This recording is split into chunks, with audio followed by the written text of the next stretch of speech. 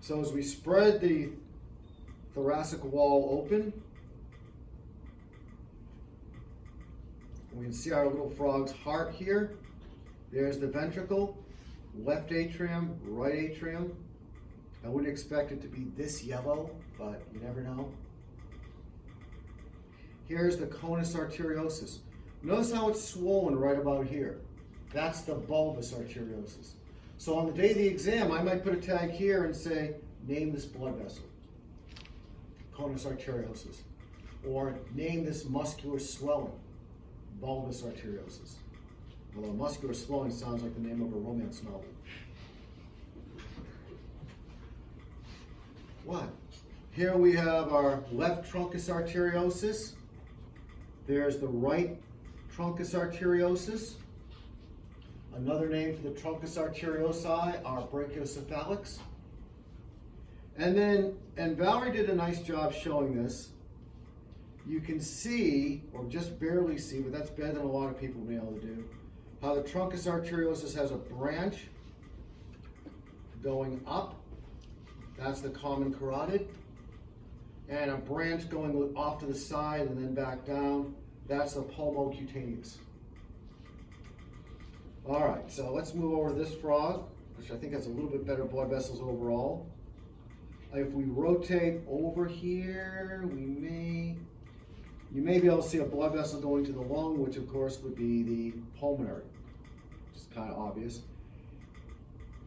With this arm opened up like this, we can see an artery going from the body, the pericardial cavity, through the body wall into the armpit. So we have our subclavian artery in red. Vein is uninjected, but you can see it there in brown. And then running next from that will be the axillary.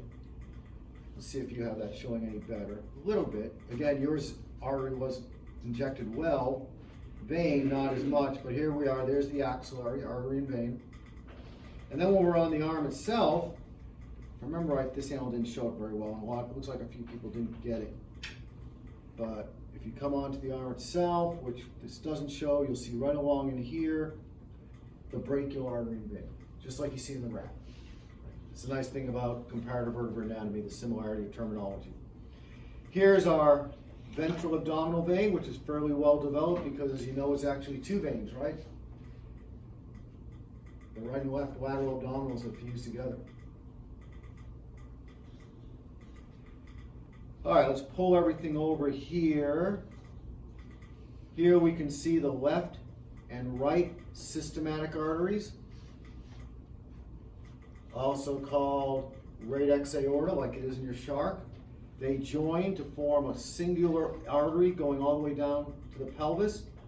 That's going to be the dorsal aorta. And we have a branch coming off of that, which is going to service the digestive tract, celiaco-mesenteric, which gives rise to two branches, one branch going towards the stomach and liver, celiac, and the other one taking care of the intestines, called the superior mesenteric.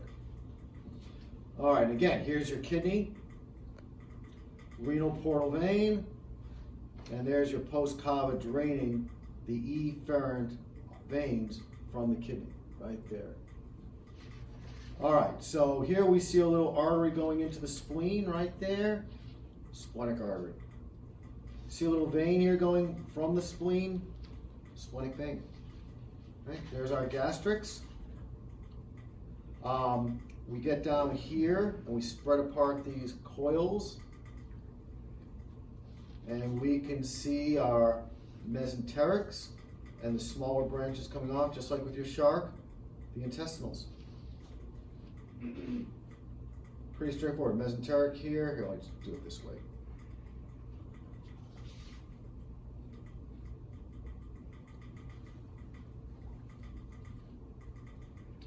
Mesenteric here, and then the smaller branches, the intestinals.